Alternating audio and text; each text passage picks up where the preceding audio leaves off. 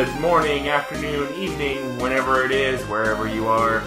Welcome back to the Backlog Busting Project. We are on episode 6. My name is Wes. With me, as always, is Randy. Hey, how's it going? And we're doing pretty good for ourselves right now. Had a bit of a slow couple weeks on the website, but I think kind of real life caught up with us a little bit on that one. That's a story for another time, though. This time on the Backlog Busting Project, we're going to be talking about Castlevania, a little bit of Shovel Knight, and a whole lot of Shovel Knight. What are you talking about? Yeah, we're going to spin ourselves a little epic yarn, and then we've got some, of course, Player Nay and news to get to. So we're going to jump right in. We're going to go to Play or Nay, and you know, there are actually some heavy hitters this week, release-wise. For example, the first release we've got there is the second Destiny expansion, House of Wolves. Comes out on May 19th. Of course, this is an expansion to the massively multiplayer FPS Bungie put out, published by Activision. And it's hope they're aiming to fix some of the issues that players have been having since the original game's launch and the first expansion launch. There is no new raid in here, but it looks like they're trying to fix kind of the loot progression and you know, a lot of quality of life improvements. Here's the thing, though. Neither of us really were pinged by this game in the first place, I think. Well, I was a little bit pre-release, and then I kind of realized I'm not exactly a shooter fan. You know, Bungie doesn't really do MMOs, and I just kind of tempered my pre-release hype. Didn't buy the game, and was rewarded for it when a lot of the press I was reading, or, you know, opinions from people I trust, went, nope. So, I'm gonna have to go with nay on House of Wolves. Yeah, Destiny kind of came out in that window where a lot of games, you know, were a little buggy to start, and so people, of course, kind of found everything they could to trash on the game. The reason why I didn't buy Destiny when it first came out was actually I had a group of friends, and it sounded like a bunch of them were getting, you know, PS4s to get Destiny, and we were all gonna, you know, make this group and all that stuff, and none of them ended up buying PS4s. Nice. So I just kind of skipped Destiny because I didn't feel like joining just random people. I thought it would be fun with friends and stuff, and so I just kind of skipped it, and now a few friends have since bought PS4s and gotten Destiny. I just haven't gotten around to getting it. I don't know if I ever will. So, of course, this is a nay for me just because I have no real interest in an expansion to a game that I don't have that much interest in, unless that same group of friends all of a sudden decide that's the game they really, really want to play, which I don't see happening. Yeah. Well, the couch co-op or multiplayer co-op, there's stuff like Diablo 3 Ultimate Evil Edition, or Helldivers. Yes. So, you know, just with all the problems Destiny has been having, I'm just not sure it's going to be a good pickup right now. Now that they have the tech in place, though, if they really get some of the problems fixed for Destiny 2.0, which you know is going to happen at some point, then that might be, you know, you might have a stew going there. But at any rate, the next game, moving right along on the list, is The Witcher 3 Wild Hunt, also releasing on the 19th. It releases for the PlayStation 4, the Xbox One, and PC. It is developed by CD Projekt. This is obviously the third game in the Witcher series. It's an open-world RPG. And it's been one of the more hyped releases I've seen in a while for a non-BioWare RPG. We'll put it that way. I haven't been following too much of the storyline. but from what I saw of the gameplay demos at like E3 and some of the gameplay trailers I watched when we were making decisions on which games we wanted to talk about today, and me being a fan of RPGs, I'm actually going to go a very slight play on this one, provided I get around, to beating, playing 1 and 2, because I'm weird like that. So, I'm going to go play on it. So here's my problem, and it's been a constant problem for me for a long time. A game like this comes out, and it piques my interest, and I give it a try, and I go, oh yeah, open world RPGs, I don't want to go as far as saying they're not my thing. There's so much you can do that I get bogged down in things, and then I forget what the main story is, or I just focus on the main story. I miss out on a bunch of stuff, and the main story is not the interesting part, and all the side stuff was the interesting parts and stuff like that. So it seems to be a trend for me. Like, hey, the new Fallout came out, and I'll go get it, and I'll be excited. This is going to be, the one that gets me into this genre, and then it's not. And then, Skyrim, there was just so much going on, I didn't get into it, so I'm stopping myself now, even though in a few weeks, I am one of those people that is hoping that, the new Fallout gets announced at E3, so I could get all hyped again. So I'm going to temper the excitement for this one and say it's a nay, just because it's a vicious circle for me that maybe someday I'll break. I did it with RPGs. When I was younger, I hated RPGs, and that has flipped. So maybe open world RPGs, the same thing will happen, just not with The Witcher 3. Alright. Well, 0 for 2 so far for Randy. I'm 1 for 2. We'll see what happens with the third and final game for the podcast this episode. It's a bit of a smaller title. It's Techno Babylon for PC, releasing on the 21st. It is an adventure game published by Yachtclub Games. They are most well known for their Blackwell series of games, which released its last title last year around this time. It's not every day something like this happens. Let me get that out of my way. It's an adventure game. Do not enjoy those kind of games. They're not my kind of thing. Oh God. The puzzles are always just ridiculous. How they come up with putting them in the game always just confuses me, let alone trying to figure out what they were thinking to be able to move on. It's a big nay for me. I'm going over to this week. Okay.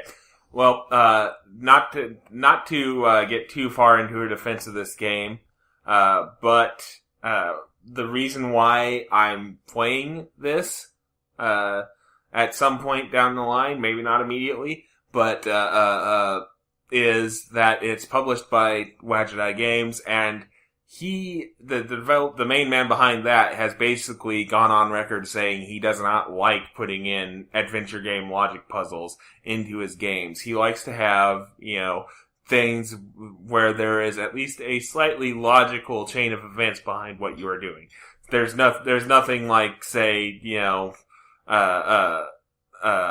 making a dowsing rod out of a teddy bear and some salt, like in another adventure game I can think of. And if you know which game that is, let us know in the comments, and you'll win imaginary internet points.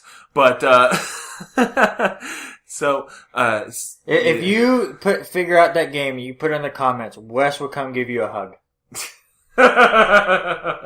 Wow. Airfare not included.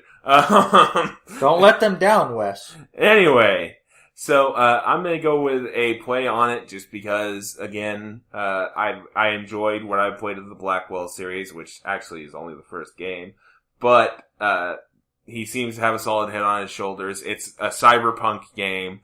It looks like a fairly decent play, so I'm gonna play it at some point, which may seem weird coming from my dislike of the Cave, but it's because it's pretty much the antithesis of the Cave. So, that'll about do it for Player Nay this week. We've got a couple of games we might talk about for a more Player Nay. We haven't quite made the final determination on that yet. Stay tuned again for that one. But for now, we're going to go ahead and go into our played game discussions for this episode. We're going to start off, like we always do, with our co-played game. And that's going to be Shovel Knight, released on the PlayStation 4, PlayStation 3, and PlayStation Vita on April 24th of this year. It was developed by Yachtclub Games, and it's basically a love letter to side-scrolling games of like the 8-bit era. It's a love letter to everything I loved about video games when I was 8. Yeah.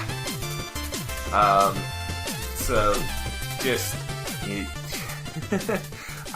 I don't know where to begin with this game because everything was pretty damn good. Alright, so let's just get into it. Let's go story, because that's, again, a love letter. There's not much to it. Yeah. You had a love interest. She went away. Mm-hmm. Evil happened, and you went and fought them. Yep. Love interest, dreams. Yep. Stuff. Yep. Sounds like an 8-bit video game plot to me. Yeah. Checks out. Not much to it. Yeah. But you know what? You never cared. You never cared because they didn't, shove it in your face because 8-bit games didn't do that. But what was there was well executed. Yes. That's what I like about it. It's listen, obviously it's not that big of a story, but it's not one that, like you said, they throw it in your face, whereas, here, come watch this 10-minute cutscene of a story that is super generic and you don't care about. It's just, hey, here's 20 seconds of something, subplot, back to your action. Just get back to what you're here for, and we won't bug you that much, but we'll give you a little bit of a story just to put it all together. So, gameplay-wise, this game is really, really tightly designed, I felt. I never felt like I was, fighting the actual combat mechanics themselves. Like, I didn't really have moments where I was swinging my shovel and not hitting something I felt like I should be hitting. If that makes sense. Pogoing off enemies felt natural. Even digging up, like, the gems to buy stuff with, well executed. Yes. I think there may have been, and it's definitely not a knock on the game, it's just something I noticed. Mm-hmm. Not a delay, that's not what I'm saying, but it took you, once you kind of figured out how long it took to swing your shovel, mm-hmm.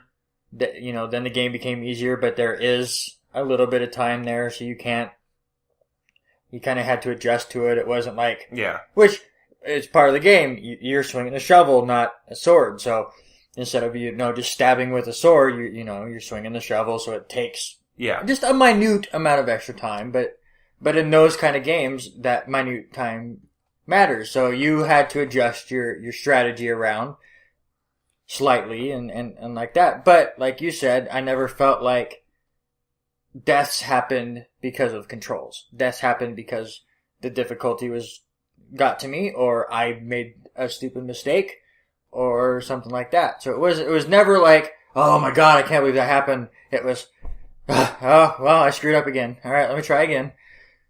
Yep, the controls are excellently designed. The one thing, you can, using the money you get during levels, you can upgrade, your armor and your shovel, as well as, purchase your health, mana upgrades, and relics, which I didn't know about. Yeah.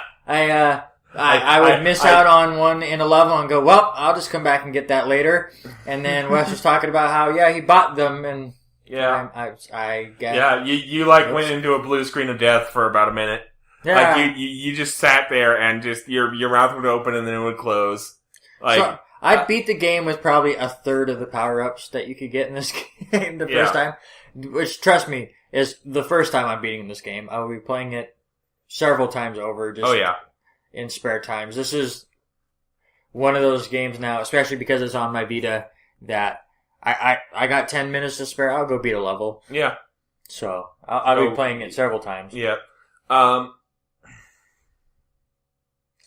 I guess we're going to continue the discussion a little bit here by doing something we don't normally do on the podcast. We're going to discuss our most and least favorite level and boss battle. Which is difficult. You had to bring this up now. Yeah. It's so difficult. Yeah. It was pretty difficult for both of us, I think, for kind of opposite reasons, as you're going to find out in a second. We'll go ahead and start with most favorite stage, and why don't you go ahead and give yours? All of them. Every single one. I don't, like, you brought it up, and you and I, before the podcast, we're talking about things, and I've spent the last few days, finishing up my other games, so I've just kind of touched Shovel Knight here and there, so as far as like names of levels and stuff, they weren't off the top of my head, but looking them up and remembering different things, there's not a single stage where I went, oh, this is no fun. I mean, hell, even the water stage was fun. I think the thing I liked about Shovel Knight the most was every level really did feel unique. I mean, yes, they were very basic. You have your water level, you have your lava level, you have your poison level, you have your ice level.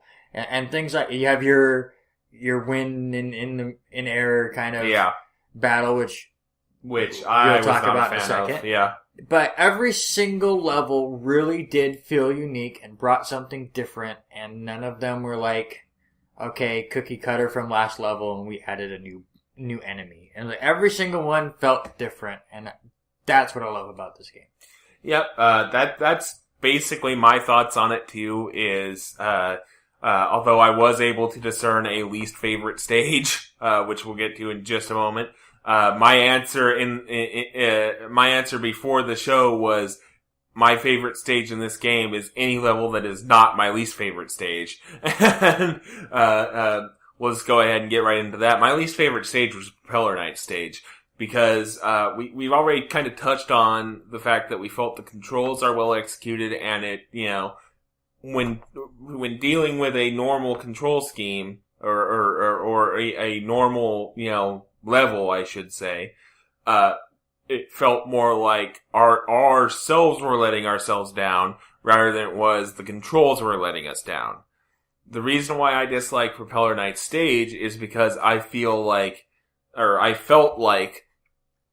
while playing Propeller Knight stage, that the gimmick of the stage wasn't well executed on the technical side of things. I like the gimmick on a theoretical level, I guess I'm going to say, where occasionally gust of wind blows, makes you move this way and that, without your control. What the problem I was experiencing was I would be, moving in one direction, waiting for that to happen. It would happen, and like the game would not register that, oh, he needs to be moving that way now, and I'd fall to my death even though, I'm supposed to be blowing to the right.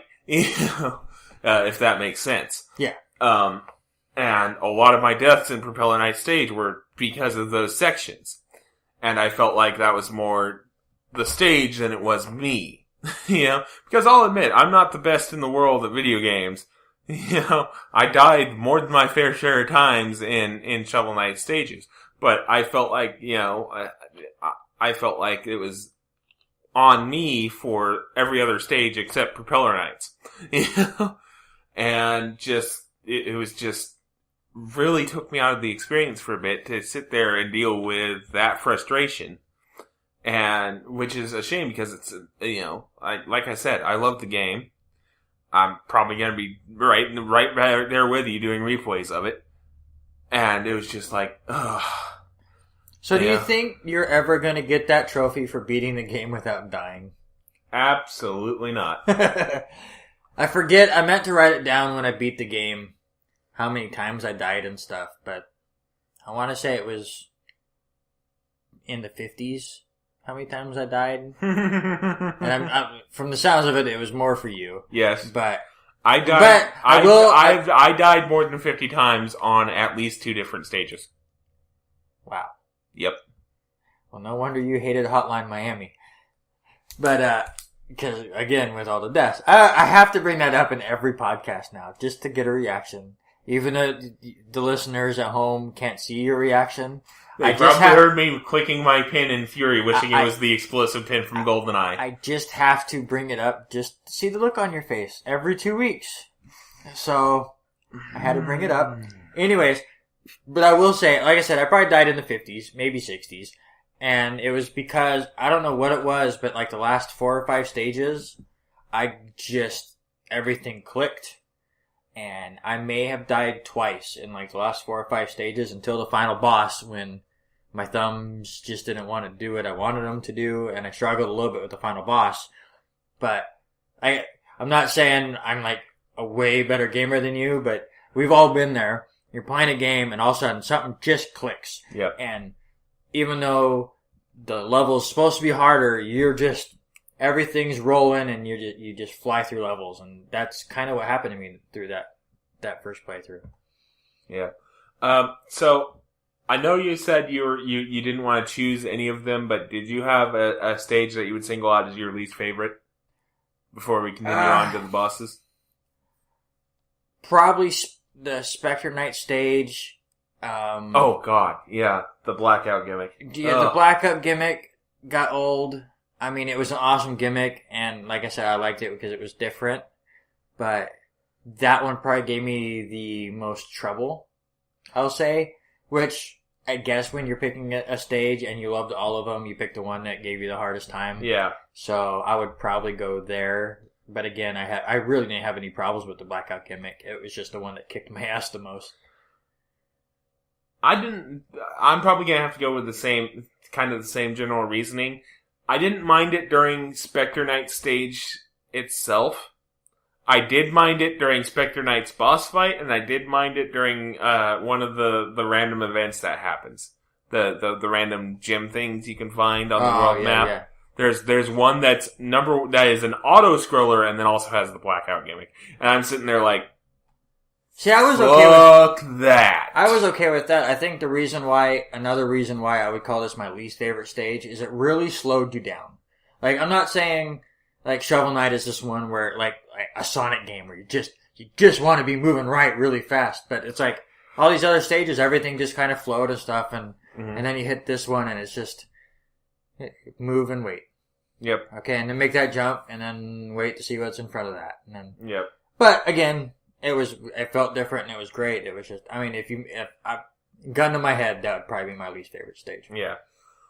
Okay, so we've kind of discussed the stages now, yes. Kind of in depth. Let's move on to the boss battles, because again, Shovel Knight kind of takes the best parts of gaming in the 8-bit era and throws them into a blender and pops up with the result. And one of the things it took from Mega Man is the distinct boss battles at the end of every stage. The Knights of the Order of No Quarter. And wouldn't it have been cool if you could? I mean, yeah, you kind of get a special ability in each of these levels when you find it, or the buy relics, them later. Yeah. But wouldn't it have been cool if you just got them after you beat the boss like Mega Man? Well, it would have been cool, but then I think people would have gone, okay, this is basically Mega Man with a shovel. No, I agree. I mean, that's what they kind of said anyways. It's Mega Man and DuckTales and a little bit of Castlevania. And...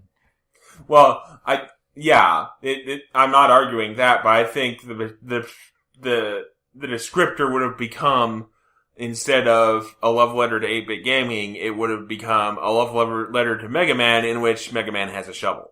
Well, I only bring that up. I mean, maybe I only bring it up because we're going to talk about our favorite bosses and stuff, and I'll just get into mine because of it. But my favorite boss was Tinker Knight, just because he was so different. Because, I mean, he has 2 stages. One, he's this little dude just running around throwing wrenches all over the place, like freaking out.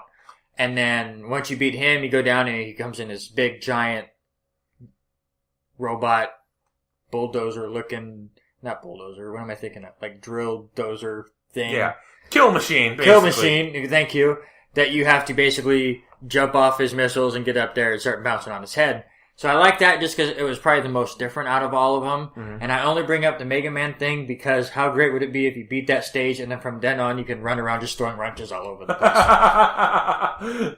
Well, you can kind of do that if you find the mobile gear, but, well, the funny thing is I actually found the mobile gear in the stage, And I was just, I don't know what prompted me to try it. Apart from maybe having heard it on, yeah, it was probably Game Grumps because of the Raptor Pro Tip thing. Oh God, now I'm just going to have to refrain from doing that for the rest of the show. Anyway, if you hit him, his first form with the mobile gear, he dies in one hit, which I find absolutely hilarious for some reason. Well, I mean, the funny thing is that's the one that, he'll die in one hit, but that's why I liked him the best too, is because his first form was so weak and pitiful, and before he became into the big giant kill machine, I was going, is this really it? Is this the boss of this level? Because you never felt like you were ever gonna die, and you just kind of felt bad for the little dude. But yeah, I can kind of see that. But so. My favorite boss battle is actually the first form of the final boss, which I had trouble with. Not gonna lie, it's the Enchantress, and she's been the person spreading evil over the land, and you fight her on a platform of destroyable blocks destroyable by both her magic and your shovel. And, it becomes this balancing game of trying to hit her with, either pogo sticking or pogoing or your relics or what have you, while avoiding her magic and avoiding her destroying enough of the stage to where you can't move, where your mobility is hampered. And, she'll, for some reason, she can cast spells that restore the floor, which is a blessing, but still kind of feels weird. But I felt like it was a good, challenging, first phase of the final boss. And it was the boss where I kind of felt like it kind of felt like a final exam almost. Have you been improving over the course of the game? Because now we're going to throw a bunch of shit at you at once. And, I just don't know why it resonates with me so much, but when I think back on all the boss battles, I'm just like, I kind of like that fight more than any of the other ones. Which isn't to say that the majority of them are bad, per se. It's just, mechanically speaking, I like all of the boss fights in Shovel Knight. Yes. Except for maybe, Boz. I thought Boz was kind of boring. Yeah, but he was kind of just a mini boss, really. He was one of the wandering travelers, and they were just there just to add an extra battle in there. So I wasn't expecting them to bring anything special to the table.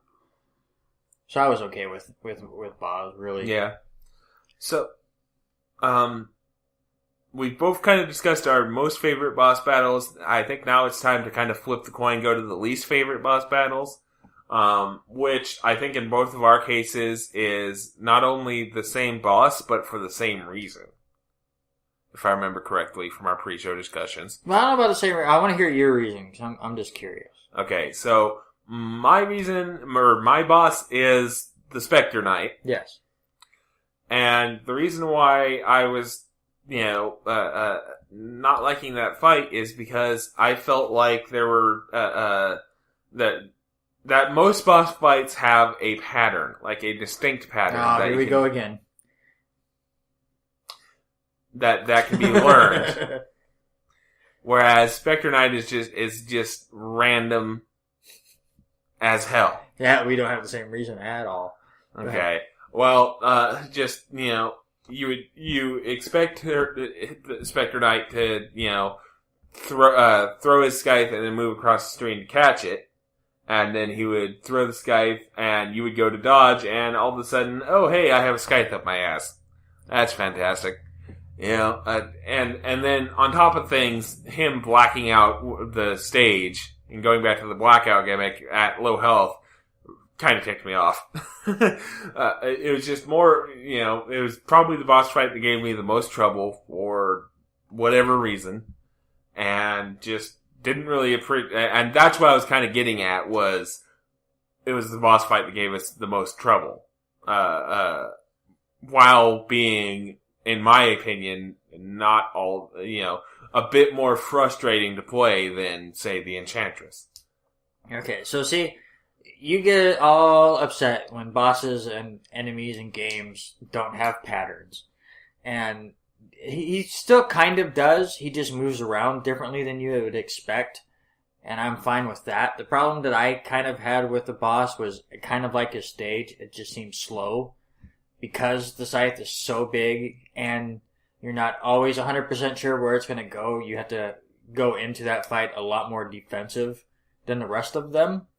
So that boss, from my memory, just took me way longer than the rest. And I think that's probably why it's my least favorite, because he doesn't do much. He throws the scythe around and then sometimes, charges you really quick every so often. And again, every so often, he darks things out and he makes zombies come up. But, there's nothing, super special about it. It's just you have to be so defensive because you can't block the scythe. Yeah. You have to dodge the scythe. So you really have to, once he throws it, go, okay, from the trajectory that I remember him throwing this at, he's going to show up here, so the scythe is going to make this motion. And go from there, and then you just have to just time it right. My favorites were when he'd be in the top right of the screen and throw it, and then be down at the bottom right of the screen. Oh, God. Oh. Because if I could guess that right, I could set myself up in the bottom right corner behind where he would show up, and then when he would show up in the bottom right, I'd be behind him, and I'd be able to just whack on him a few good hits before he'd ever be able to do anything. Yeah. And usually when he'd go bottom right, he'd go right back top right. And when you do that combo, that's where I get the most damage. I got a few good whacks on him on that too. What I usually did though is I would come in from above. If I knew he was coming to the bottom corner of a screen, I would get ready. I would jump up as he was coming down, and I would downstab on his head for a good 3 or 4 hits before he dematerialized. It's And I would probably agree with it feeling like a bit of a slow defensive fight in a game where a lot of the other boss fights are fast and offensive. Yes. So, But again, I'm not saying it's a bad fight. No. But I have to pick. You're asking for my least favorite, so that's probably where it'd go. But like I said, there's very little in this game that I went, that was a bad choice, or that was a bad decision, or that's not good. Yeah. I definitely want a second one. Because I guess that's where I would go. But it does kind of harbor back to the old NES days and stuff. But how long did it take you to beat the game? First playthrough ever. 10 hours. Whoa. Okay. That was my playtime on that file anyway. Wow. Okay. Granted, you died a lot more, but I was going to say, because my first playthrough was 4.5 hours, and I went, that's not that much for, it's not, obviously it wasn't a $60 game. I would have spent on $15 or something. But I will say, I think there were a couple times where I left the game running while I was doing something else. That might have inflated things a bit. But still, 10 hours would have been better. It would have been nicer to get a few extra levels in there. I do like that the stages weren't that long. Maybe just wish there were more of them. But if I have to come up with one knock on this game, it's a little short. But again, so were NES games. NES games were short. They just had to they bumped up the difficulty where you wouldn't beat it in 2 hours. Yeah. It would take you weeks to get used to everything and that kind of stuff. So it didn't ramp it up that hard. But there were some points. Case in point, some of the research we're doing for later on in the year, one of the projects we're doing. NES games being hard. Yeah. Yeah. We've already discussed what this project actually is on air, but whatever. Can we just spend the rest of the podcast, the rest of the last about hour, just playing Shovel Knight music? Because I kid you not, this is probably the best music I've heard. I mean, it's a pretty damn good soundtrack. Out. Yes, it's now what it first came out 2014 last year, or was it the year before that? I think it first came out on the 3DS and stuff. Was it 2 years ago? Also, I'm pretty sure it was 2013 because I remember having this conversation when it came up in Player A. I'm pretty sure I said 2014, and we looked it up, and you corrected me to 2013. Yeah, so either way, so obviously it has 15 years on its predecessor, whatever, English. So it's had time to work, fix things, and I'm sure it isn't exactly 8-bit. Mm-hmm. But oh my god, is this music perfect? Yeah. Every stage is great. I don't think there's a single stage where I went, oh, this music. I mean, I'm bouncing to every level, and I love the fact that you can collect the song notes and then go and meet the musician. And yep. the bard probably fits better. And all of a sudden, you can just listen to whatever while you're going around the town. And yeah. I love all of that. All this music is just awesome. Yeah. The music is awesome, and another thing I love is that they obviously aren't taking themselves too seriously. Because of stuff like, the fact that, you see talking horses walking on their hind legs. Yeah. For one. Frogs that deliver terrible puns. Left and right. And then, and I'm probably gonna butcher this pronunciation, even though the game explicitly spells out how to pronounce it. The Truple King. The trout/apple hybrid. With the dance that you couldn't stop that took 5 minutes. But At least they only make it mandatory once. No, yeah, absolutely. I totally agree. I'm not saying it was a bad thing. It's the reason why I don't like Family Guy. It's that, here's the joke. We're gonna do it again, and again, and again. Are you tired of it yet? Okay, we're gonna do it 5 more times until maybe you laugh 1 more time. And that's what I kind of felt about that fish dance. It was like, okay, it was funny, and now it's not funny anymore. And as long as you keep going, it's not going to get any funnier. But that's the reference I got from it. I so want to do a Family Guy joke right now in post-production, but we're not going to do that. Let's just say it involves a country singer and leave it at that. Anyway, but, and then it even extends to kind of, some of the cheat codes they put in. The first one I found, I was like, they did what?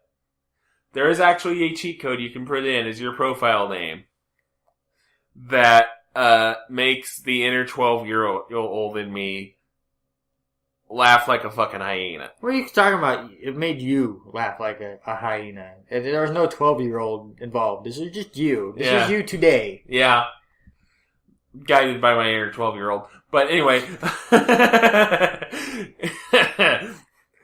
There is a code you can put in that replaces the words, let's see here. I know for a fact shovel, night, health, and mana, I believe. And then plus wherever I think they made an actual pass over the entire script of the game and replaced it where they thought it was funny. As well as those 4 words that get replaced wholesale. Replaces all of those words with but. So you start the game up and it's doing, its magnificent introduction and it's like butt and shield butt. Why? Or, the first mid boss, the black butt tells you to steal thy butt before battle. He snickered. We have audio evidence of it. For the record, I am not laughing at the joke. I am laughing at how excited you are to tell this story right now, Wes. The smile on your face while telling people that you put in a code where it said funny. But over and over and over and over. To be fair, that might have something to do with the fact that it's 11:34 at night right now. No, as we record this. We talked about this hours ago, and you laughed and smiled the exact same way. I don't think I quite was this hysterical about it, but I think it's a, nobody else I can think of would do that and, just be like, whatever. Kojima would. Solid butt. Damn it. There you go. Shit. Go through and change every time they say snake or metal. But you're solid 3, butt eater. See? There you go. Somebody make that. What has happened? I don't even know what just happened right now.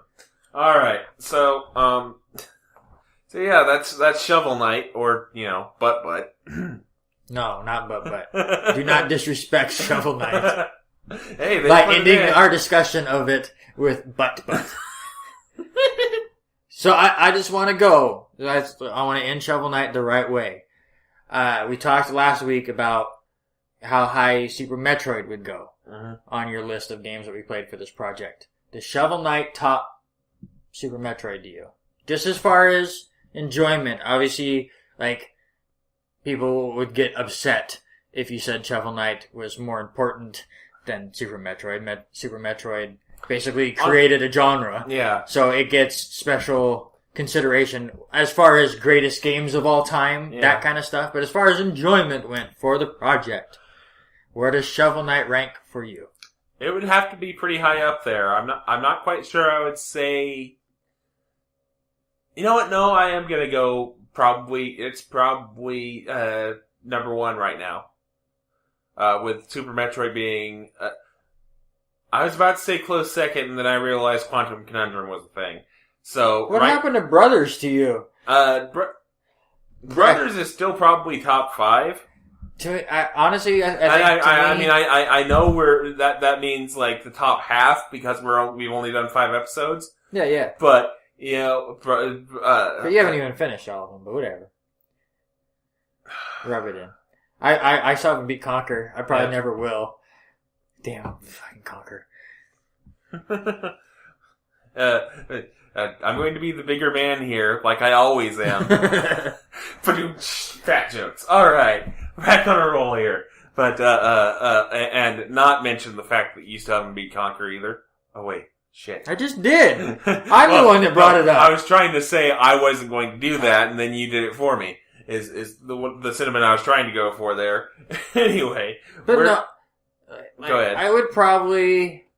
Right now, the top 3 games I played for this project are probably Shovel Knight, Brothers, and Super Metroid. And to come up with an order in those is very difficult. Yeah. Probably Super Metroid 3rd. Brothers and Shovel Knight are so different. Yeah. That it's tough on the spot to figure it out, but they're easily 1 and 1B right now. I may end up having to go back and play Brothers again. To kind of re-solidify my thoughts on it. But I just had the thought pop into my head of, I enjoyed Brothers' story a lot, don't get me wrong, but I'm sitting here thinking about the gameplay and I'm going, for some reason, something in the back of my mind just went, yeah, the story was good and, some of the story and gameplay integration was good, but what about just the gameplay separated from the story? And my brain just kind of went... controlling each brother with a stick and getting your head to wrap around that was pretty innovative. Yeah. So, but, so we were talking about how Super Metroid birthed the genre, just now. Yes. And, we are going to now go into my game for this episode, which was The Other Parent.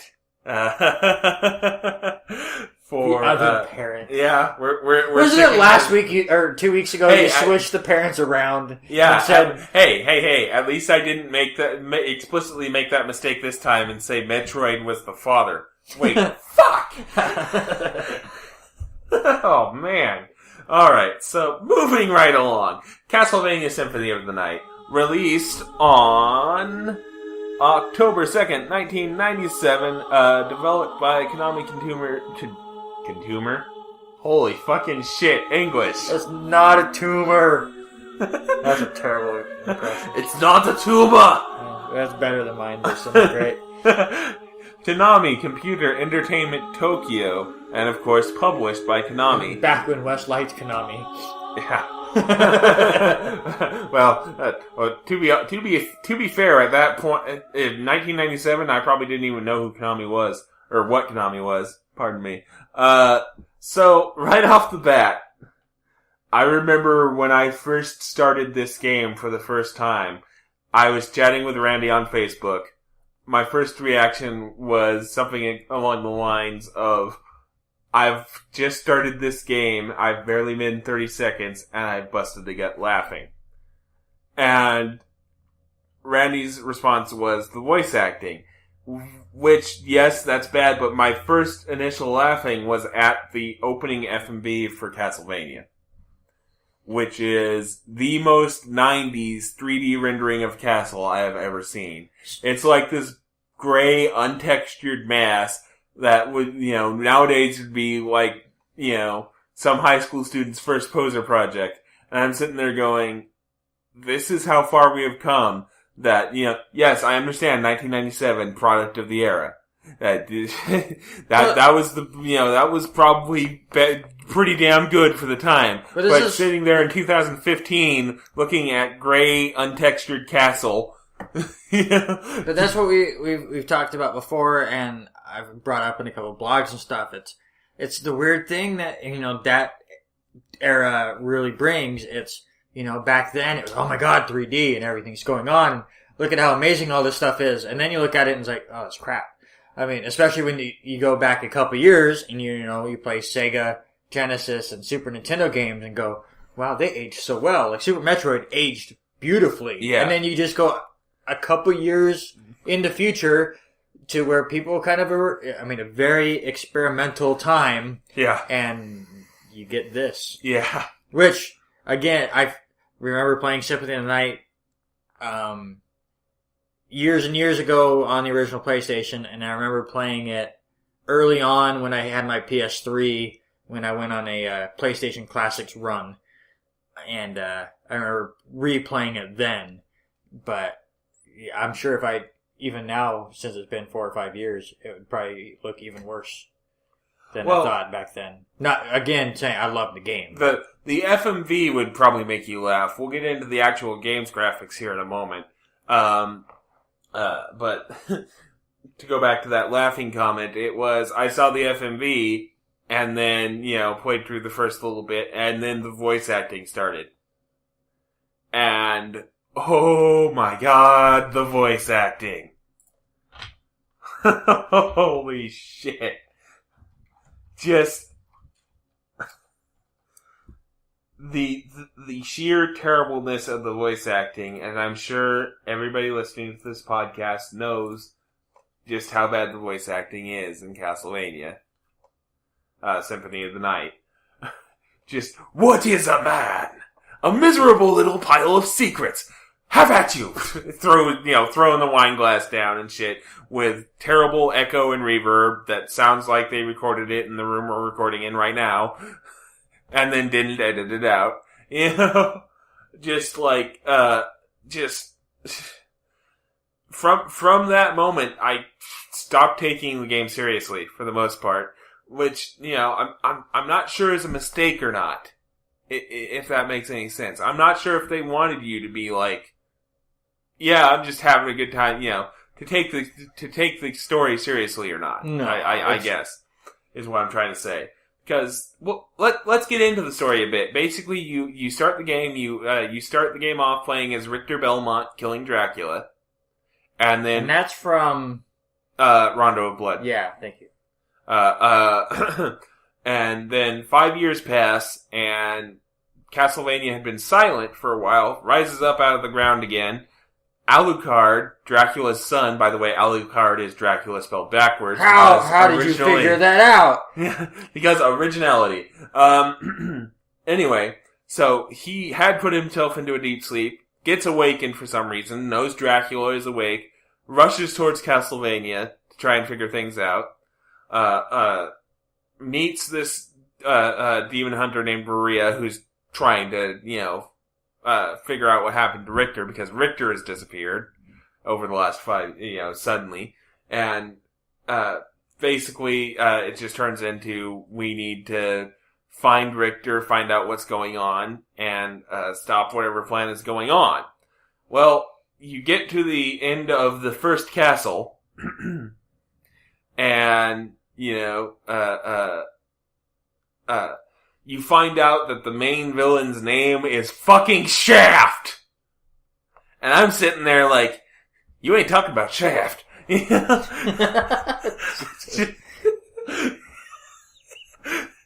Got ya, bitch. Production Wes, just put in Shaft music for the next minute or two. Yeah, exactly. And I'm just like, I'm sitting there exactly humming this theme music that's playing right the fuck now. And it's just like, it's an old white dude, and I'm sitting here going, he's a bad I'm just like, fucking Christ! And now we have the title of this podcast. This podcast was a bad... Yeah. Lost it. That would imply we had it to begin with. Episode 6, where Randy and Wes went to the mental hospital. Where we went. Yeah. All right. Pretty much. So... Let's take a step back here. Where I think I've said all I want to say about the story, because it is a basket of crazy wrapped in bad voice acting and questionable naming decisions. We're going to go back to a comment I made earlier about the graphics. Outside of the opening 3D FMV and some of the 3D FMVs are pretty late 90s quality, terrible. So I was looking this up while you were talking because I was curious if it was the reason or not, and I probably wouldn't say this was the case for this game just because of proximity of the games. But do you think that Final Fantasy VII's release made it where publishers felt it was almost mandatory to throw in a couple of the FMVs? Because that's, obviously the opening cutscene for Final Fantasy VII and stuff, and like the little things in Resident Evil. Do you think that that was just an afterthought? They just kind of threw that in there going, well, everyone's doing FMVs now. I mean, if you don't have it, then people are going to say, why didn't you have it in there? Do you think they just probably threw that in as an extra? Or... No, I think they wanted an establishing shot of the castle. What? But as far as in FMV.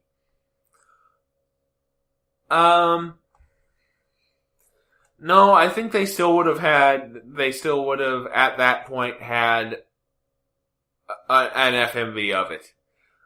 Because again, this was kind of, everybody was going, oh, hey, look, it's 3D now, we can do this sort of shit. So I think it still would have been there in some form or another. I don't really think Final Fantasy VII was, a main influencing factor in that. But to get back to kind of what we were talking about graphics wise, yeah, the 3D is bad, but once you get past that, it is a beautifully crafted 2D game. Like the sprite work is amazing. The castle itself is really well detailed. It's all 2D, with only a little bit of 3D affecting on like the save points, from what I can remember. It's beautiful 2D sprite work game. So, which makes the FMV feel even more out of place, nowadays. So, while I can kind of see an argument either way, I don't think it was a decision from seeing Final Fantasy VII do it to go, you're putting an FMV of the castle in there. That sort of thing. Yeah. Gameplay-wise, it's, I don't really have any complaints about the gameplay, save for I felt like there were a couple of times where there was a big special enemy placed that felt more to me like a fuck you than a you need to be this tall to get past sort of thing. A power check, I guess I'm going to say. There you It was just, well, I hope you like dodging or running away from this guy every time because he's going to crit you for half your health.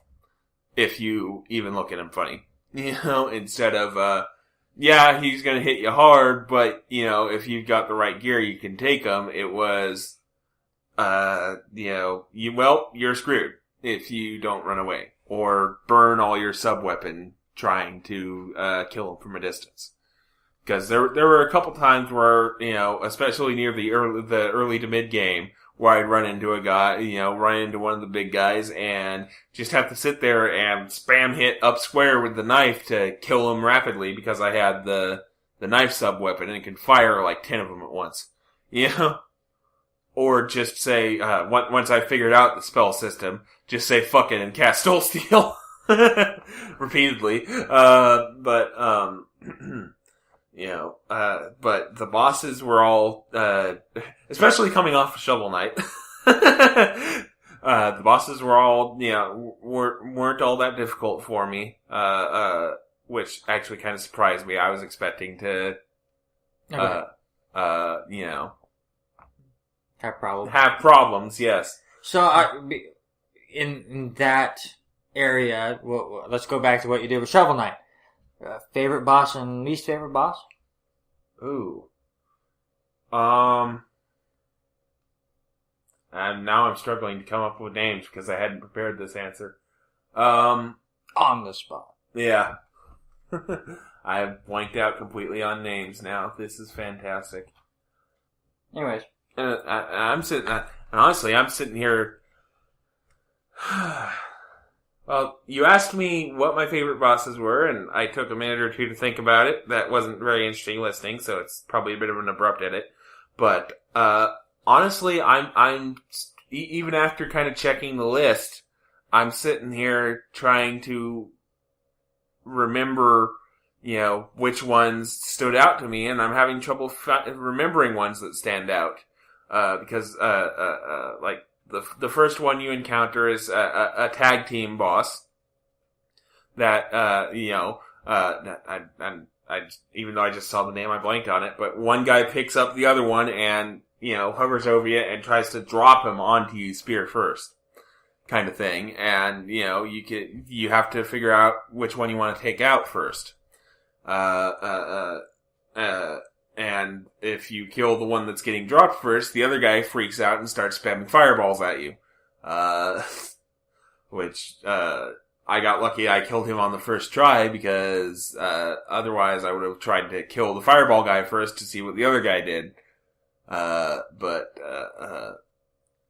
Yeah, right now I'm kind of having trouble thinking about, which bosses, and I think that's kind of gonna have to be one of my dings about the game now that I think about it, is I'm having trouble distinctly recalling the boss gimmicks.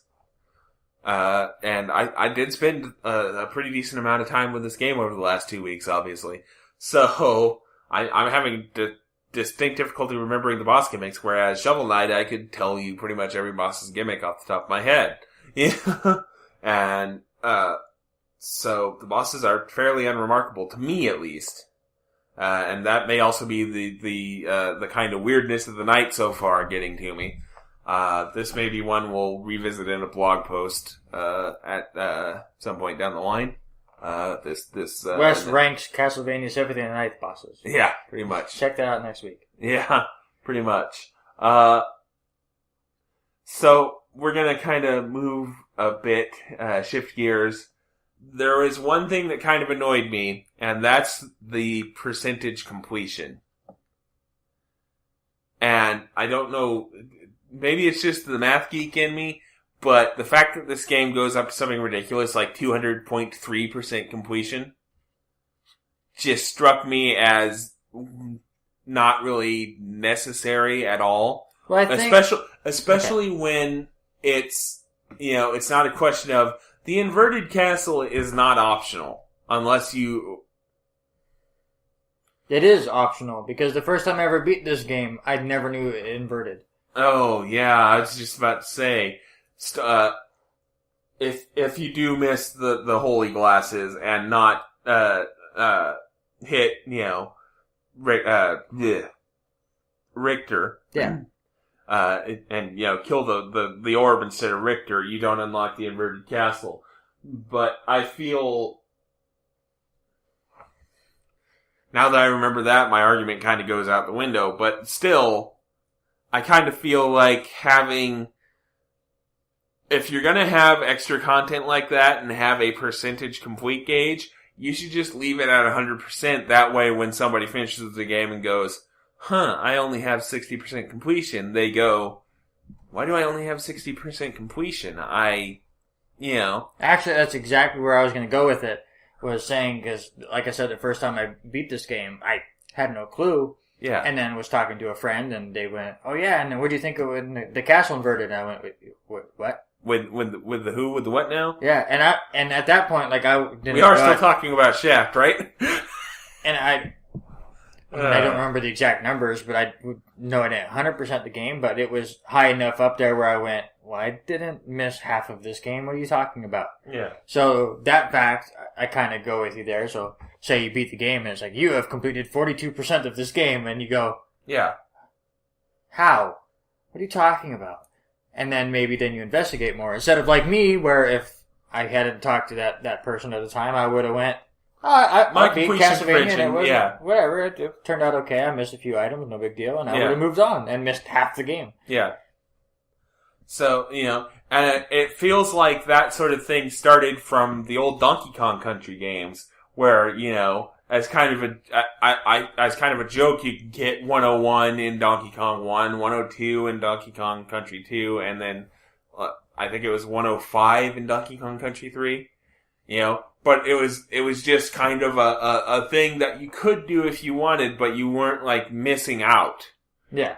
Whereas Castlevania, you can 100% the first castle and still not get the inverted castle if you do it incorrectly. Which kind of feels to me like a bit of a dick move. But so it's slightly a dick move. It's also slightly a, how do you feel if you were the first of your friends to get that inverted castle? And then true. It's like, dude, you have no idea what you've missed out on. Yeah. So, I mean, I can see it both ways. Yeah. So, I know this has been kind of a fairly rambly, fairly negative take on the game, but it is a game I plan on going back to.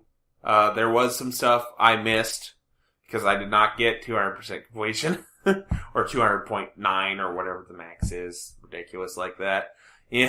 I did miss a few things. I did get most of the way through the inverted most of the way exploring through the inverted castle.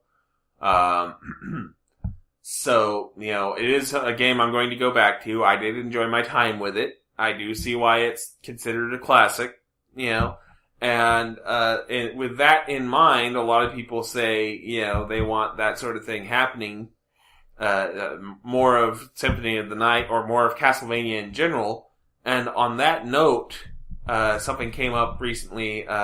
If you go to swordorwhip.com, there is basically a Castlevania Symphony of the Night style sprite of the game's original creator sitting there asking you to choose a sword or a whip. And there were some other kind of reveals on that site, to the point where tomorrow, as we record this, the 11th, apparently there is some sort of streaming event with the original creator of Castlevania, and all signs point to he is going to be doing a Kickstarter for a spiritual successor, kind of a Symphony of the Night style game. Which, having played this now and kind of gotten the bug for it from Super Metroid and Symphony of the Night and, a little bit of Shovel Knight, I'm actually going to be quite interested to see if that's true and see where that Kickstarter leads. So, you brought it up, so I have to ask the question. Mother or father? Super Metroid or Symphony of the Night? Which one did you enjoy more? That's my phone. Okay. I would probably have to go with Super Metroid, simply because the there's not the weird, over 100% completion thing. The bosses are a bit more memorable, and just, I feel it holds up a bit better than Symphony of the Night. Which isn't to say Symphony of the Night is bad by any stretch of the imagination. It's just, I was just like, I could see everything people were liking about it. I just like Super Metroid just that little bit more. Okay. So, yeah. So, from dark and brooding tales about Dracula and vampires and Shaft. Let's go even darker to my game. Not where I was expecting you to go with that, but yeah, sure, let's go with it. It's the darkest game of all time, people. It is Kirby's Epic Yarn. It came out October 17th, 2010. It was developed by Goodfeel and published by Nintendo. And if you're ever in a bad mood, you put this game in, and you're no longer in a bad mood. I've heard of the game before, but I first witnessed this game watching Game Grumps, and watching them just laugh and giggle and just think of how adorable it is. And then I ended up buying it, and my son has played it a few times here and there. So I decided, alright, looks like an interesting game. I'll see what it looks like through my eyes. And I played it, and I wouldn't say I felt like it was a great game, but I definitely, for what it's worth, it is a very good game. I will say this: if you have a younger sibling or a significant other that's not really into video games, and you kind of want to see if you can get them into it, this is the perfect game for it. You cannot die. I tried. The difficulty level is not that great, and it's just adorable. So for younger kids, or like I said, your significant other, if you have one, you want to get them into it, this is the game for you. I'd never actually played a Kirby game before this, so I was very curious how it'd be, especially since this one takes out a lot of the Kirby stuff, since you can't swallow up enemies and take their powers and stuff. And to that point, I kind of feel like they came up with a concept and then threw the Kirby sticker on it. Like, this just could have been Joe the Yarn Dude. Okay. And it could have worked out just the same. But again, the characters in Kirby are cutesy enough, so it really, I understand why they went that route. The same reason why they're going with Yoshi's Woolly World. I was about to say, well, one of the comparisons I've heard is that it looks almost like Yoshi's Woolly World is just Kirby's Epic Yarn except with Yoshi. Yeah, absolutely. And like I said, you could just throw any random character into this game, and I think it would have worked well, but Kirby already has the characters, which you just turn them into yarn, and there you go. And then it has the name appeal to it, so it probably would sell better. So let's see. Let's get into the story of this. There's not much to it. What's the main bad guy's name? Yin Yarn? Yeah. His name is Yin Yarn, is the evil bad guy. Oh, you just wait. Some of the boss names are awesome. But so Yin Yarn comes and he's trying to take over Dreamland by turning everyone into yarn, and it happens to Kirby and stuff. So you have to work with Prince Fluff as you go through and put the yarn world, which I can't remember what I think the yarn world had a name. I don't remember it. But you have to piece it back together. So it's basically you're working through each stage, which is, again, a water world, an air world, a candy world, because it's cute and stuff. So you have to work through that to get them all together. And then at the end, you go to Dreamland and you face Yin Yarn, and there you go. That's the story. I think that my favorite part of it, though, is it tells a story in storybook form. And like they went and found the voice actor that you remember from PBS shows to tell the story. It's like, it's so over the top childish and, you know, happy-go-lucky and Kirby and Prince Fluff went and did this and da-da-da. I mean, that's how they tell this story, is complete storybook form with that narrator, which fits perfectly with it. And like Shovel Knight and Castlevania, there's a story there, but it doesn't, like each cutscene's a minute or two, and then you're right back to it. There's probably 4 or 5 levels per world before you get to the boss. So there's not a ton to it. But I will say that there is a lot of extra that you can do. There's some bonus games, like try to find 5 creatures that are thrown around in the world, or an escort mission that you have to get from point A to point B in a certain amount of time, or get so many gems in a certain amount of time. Those kind of mini games that add things to it. Mm-hmm. And actually, the thing that really adds in, like, if you want to get 100%, is getting through the world with enough gems to get the gold badge instead of a bronze or silver, which every time you get hit, your beads and gems and stuff go all over the place. Right. So that's probably where the only difficulty is going through and trying to find all the 3 secret items that are in every world, mm-hmm. and get to the end of the world with enough to get a gold. Right. The boss battles are actually, for this game, were actually kind of memorable. The first one's not. It's a big dinosaur that shoots fireballs at you and then gets tired, and his tongue is the target, so you grab it and throw it back in his face. And that's where everything is. You try to get to the weak point where it's the exact same thing. A little ball pops out and you grab it and pull on it, and that's what hurts him. But just the way each of them do it. And, just, like I said, bringing up some of the names for them, it's like Hot Wings. That's a boss battle. Squashini. That's a magician who's probably my favorite boss.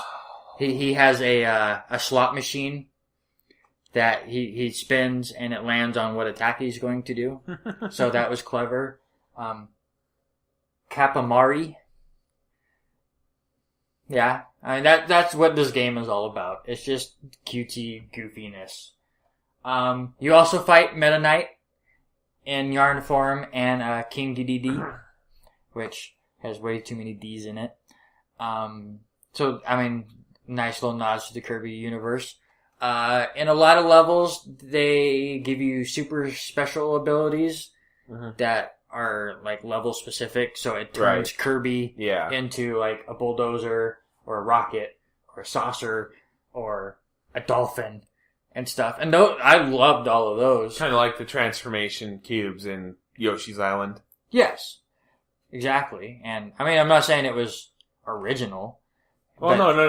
But they were trying to give a kind of point of comparison. I mean, they worked them into levels well, and I did like that in the last, when you go to Dreamland, it seemed like every level then, you would get to the end, and you'd get a special ability, and then you would face a mini-boss. And that's how you beat the level. Everything else, you just get to the end, you grab the bell, and that was it. So it kind of gave the last world a little extra zing to it, because now you have to get through these mini-bosses, which weren't that difficult, but, you know, a little bit more significance. On top of, Dream World brought back all of the classic Kirby tunes that even I know. I've never played a Kirby game, but you know Kirby tunes. Yeah, like Gourmet Race. Gourmet Race and the Woods one. I can't remember Wispy Woods. Wispy Woods. I think. Something Woods. Whatever Woods. But anyways, so those themes that I even know, they have redone a little bit and thrown it into the game. So, all in all, like if you're a hardcore gamer, easily a game you can skip, don't have to worry about it. But if you have a kid, this is perfect for them. Yeah. I actually played the first few levels with my son, who's 6. We played 3 or 4 levels in the first world, had a really good time, until he learned how to turn me into a baseball. And that was the rest of my gaming experience, was running away from my son while trying to finish the level because all he wanted to do was turn me into a baseball and throw me in pits. Which Wes would know because this was 2 or 3 years ago. Yep. But we decided to play Little Big Planet 2 with my son, who at that time is 3 or 4, Yep. who learned about the grappling hook. And for a 3 or 4-year-old to have the laugh that he had while throwing us into death scared me as a father. And it returned when we played Kirby. I'll let you know. I was about to say his laugh at the grappling hook was probably the equivalent of the laughing I was doing about the butt thing earlier. Maybe. Yeah, I think a little bit more maniacal evil. And evil. Yeah.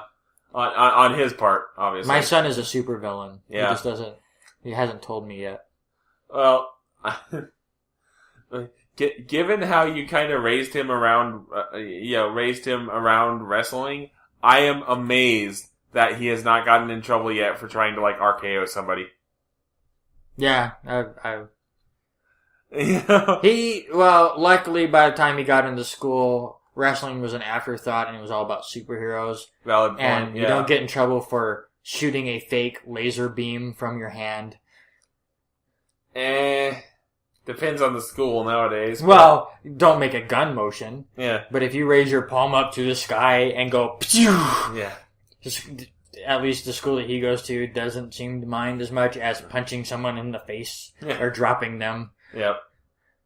But, so yeah, back on topic, that's Kirby. It was enjoyable. It was, compared to some of the other games that we have played, it was a nice kind of getaway, lighthearted. Yeah. Simple. Okay. Compared to some of the games we'll be playing this next episode, ugh. Some of those are going to get pretty interesting, I think. Because let's get right into that, because honestly I didn't really have too many questions about Kirby's Epic Yarn. You kind of covered anything I was going to ask, or, I managed to fit in what I was going to say. Sorry. So, no, I meant I managed to get in, I was going to make the comparison to Yoshi and yada, yada, yada. But, anyway, that'll wrap up the discussion for this week. We're gonna get the news roundup here in just a minute, but first, we've got, to announce our games for next episode.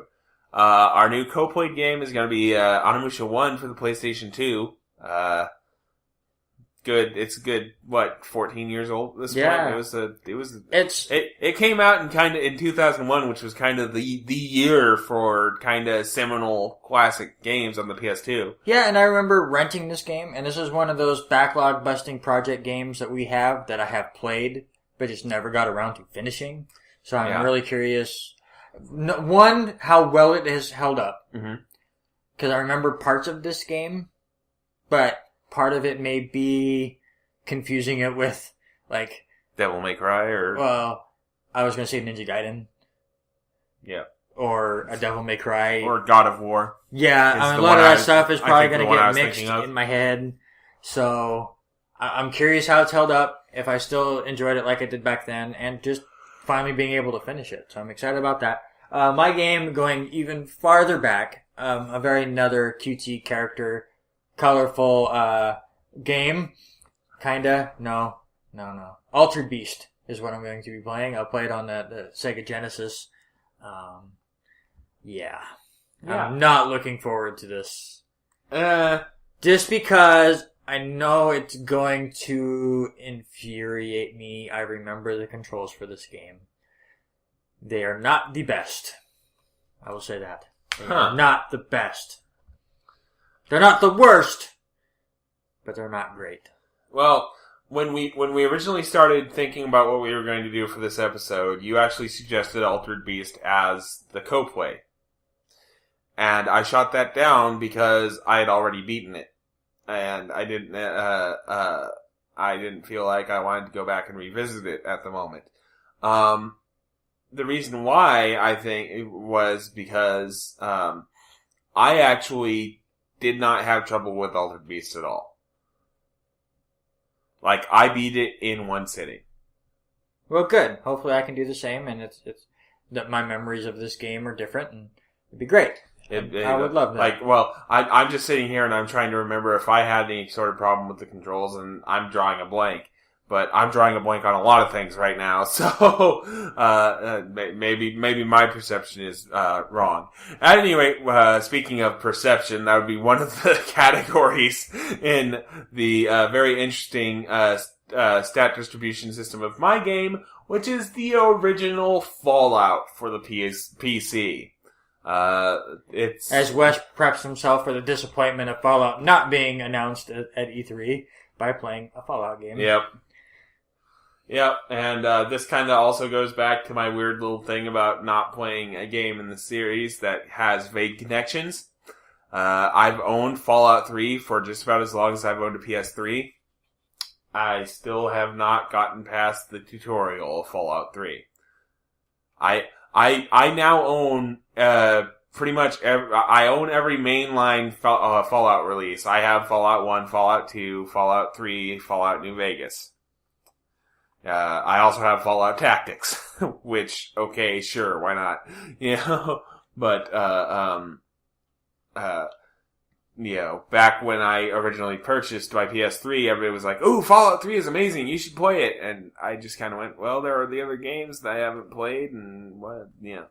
So, it came up on my randomizer, and I went, you know what? Why not? No better time than the present. So we're gonna dive into the post-apocalyptic wasteland here with the original Fallout, and we'll see how that goes. So we've got a pretty interesting slate of games for the next episode. Now that we've announced those, we're gonna quickly touch on our couple of news roundup stories that we found interesting this last couple of weeks. And news roundup number 1, since our last podcast, there have been two 4-player co-ops come out. Mm-hmm. You and I have both joined in on one. Mm-hmm. I was victorious. Wes, not so much. Yeah. We had 3 in a row that we had joined and won. Mm-hmm. We were dominating that thing. What happened? Mm-hmm. Well, me not understanding how time works happened. I'll just put it that way.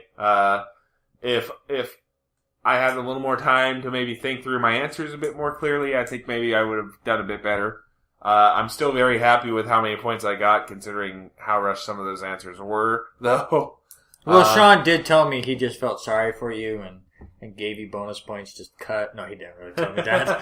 No, I was about to say I'm just glad he didn't break tradition and disqualify me for the bonus question. Because the bonus question on mine was, are you planning on going to see Age of Ultron? Go ahead.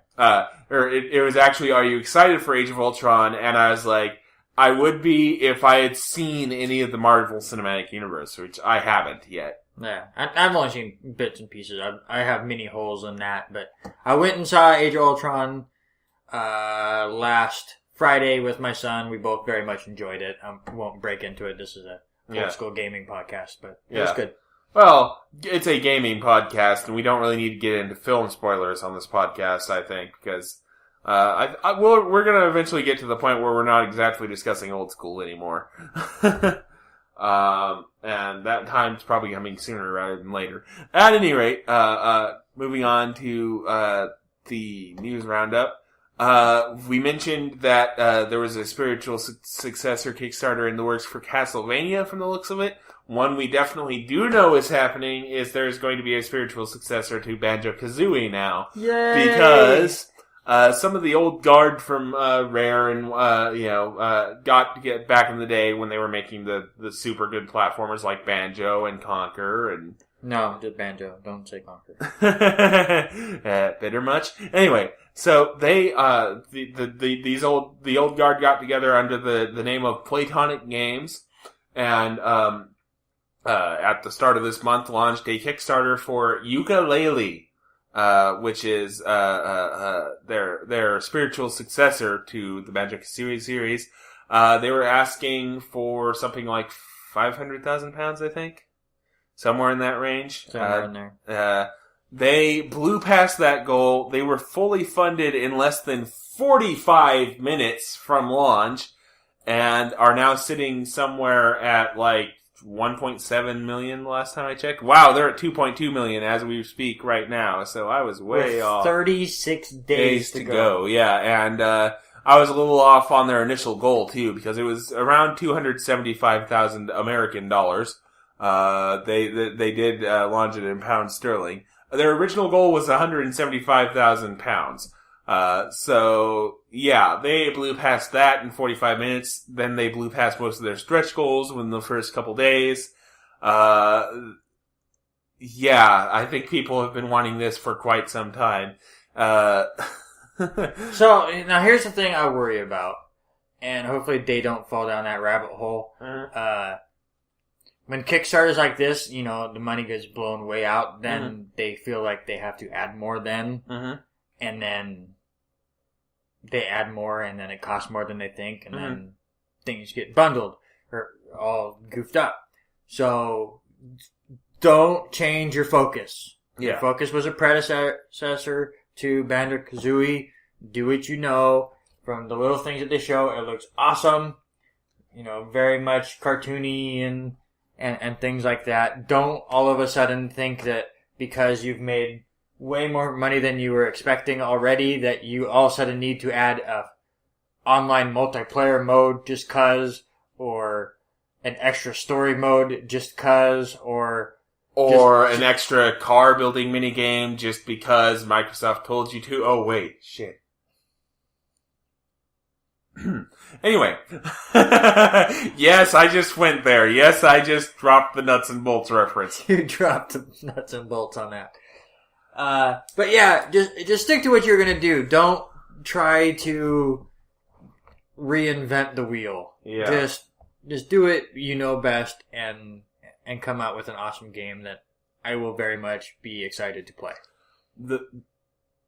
To kind of play devil's advocate a little bit, though, one of the complaints I've seen from people about this, and yes, I have seen a few complaints in, kind of looking around, is that they feel like Yooka-Laylee is basically Banjo-Kazooie except with a chameleon, or a lizard and a bat instead of a bear and a bird. And which the problem of that would be... Yeah, that's kind of... This would be Banjo 3E finally, if Microsoft didn't own the rights to Banjo-Kazooie. Yeah. And that's kind of my take on it too, is this would be Banjo 3E if Microsoft could pull its head out of its ass. But, it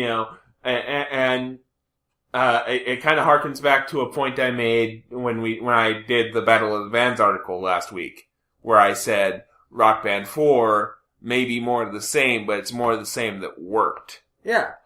And maybe this one will finally come out with that shop and swap, or whatever. Stop and swap. Stop and swap that, Banjo was attempting to do before, the 64DD thing just fell to the wayside, and extra memory stuff just didn't work.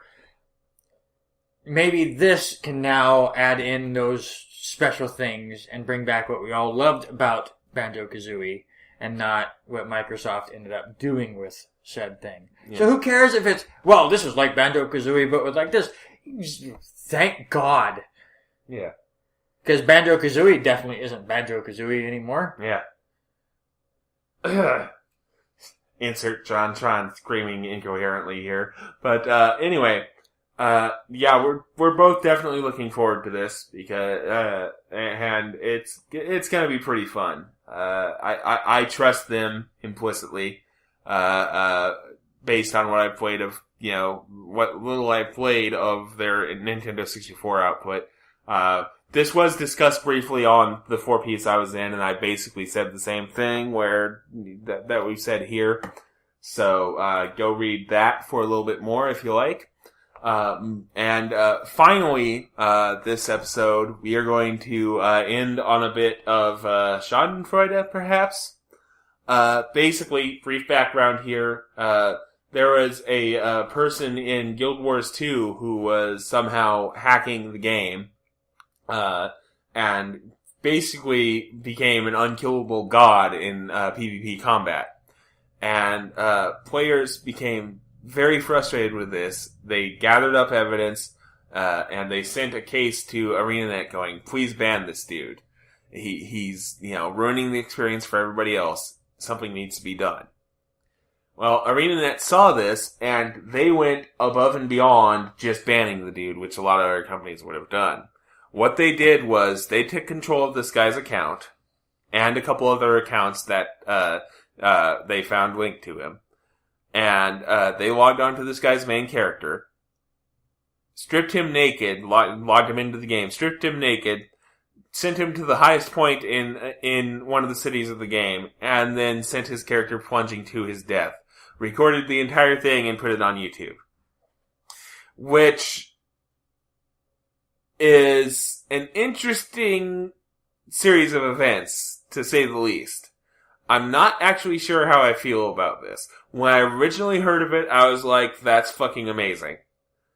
I thought it was hilarious. I thought it was, I thought it was basically ArenaNet putting this guy's virtual head on a pike and going, we're not going to tolerate this shit. Yeah. But now let me play devil's advocate and say, by doing this, I mean, to me, it's a whatever. It's kind of a cool thing that, they're showing these people that, listen, we're not going to put up with it. Mm-hmm. But you have to also worry that by making it public and making a whole video out of it, that you're going to get a bunch of idiots, which the internet is full of, seeing this video and going, if I hack like him, they'll do the same to me, and I'll become famous on YouTube. They'll make a video about me. So now you have to worry about more hackers doing the exact same thing, just to try to get their attention to get something done to them. I would kind of see that point if they retained control of their accounts. They don't. No, but there are people that will spend the money to make an account just to do that, to go, I made that, to their friends. Look, they made this video of me. They made my character jump off the thing. That was my character once. And then just go, okay, and then just move on. There are so many people that would do that. I think what's going on here... I have to correct myself. They would do it if it didn't take a ton of effort, because, the internet people are also lazy. It's a lot easier to blog about it and post about it than actually doing it.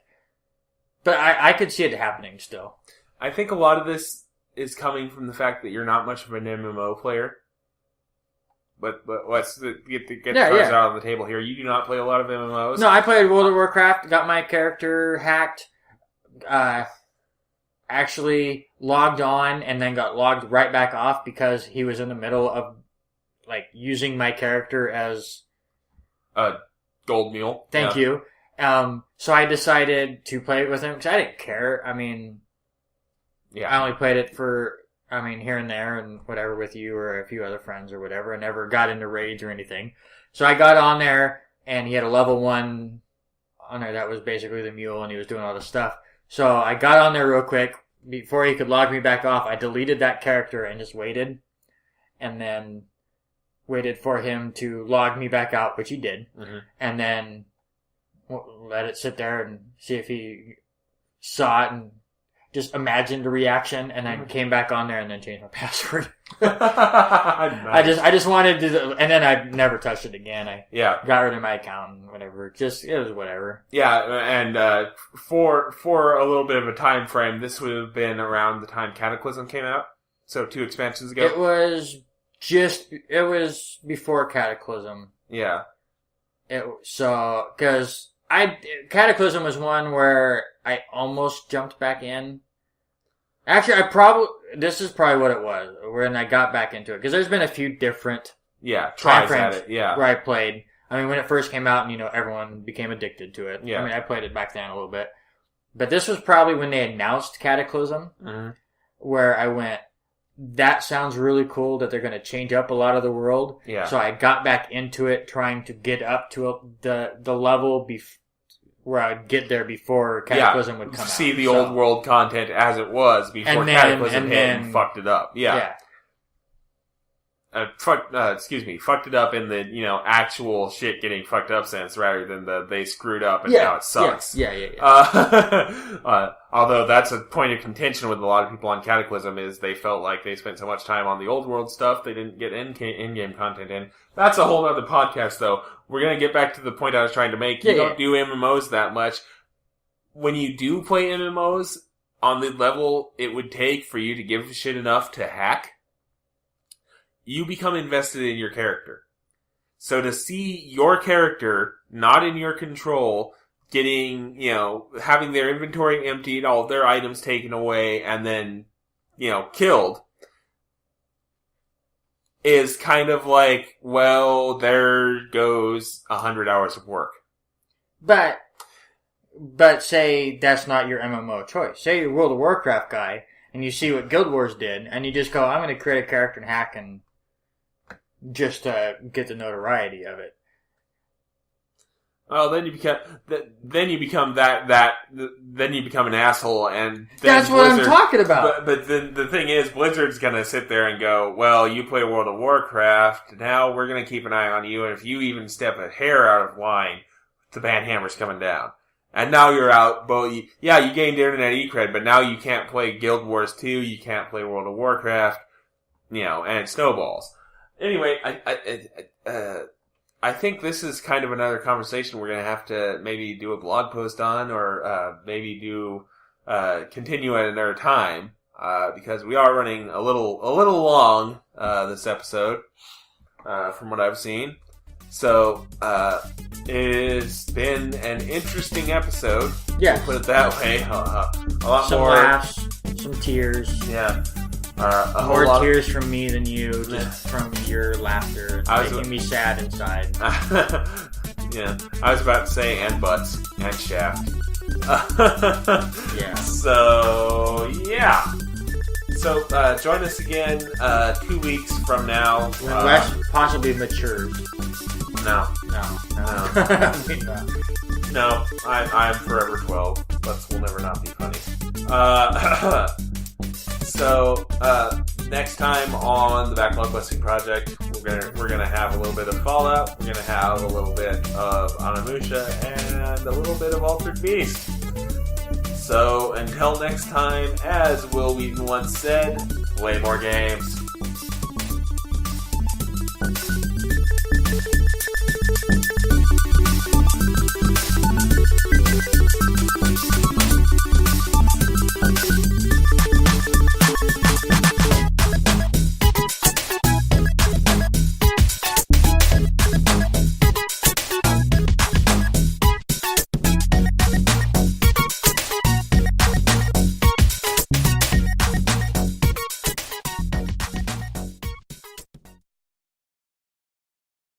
He's got nothing. I don't need anything. Yeah. Why do I need to bring stuff to the table, Wes? Stop putting pressure on me to come up with something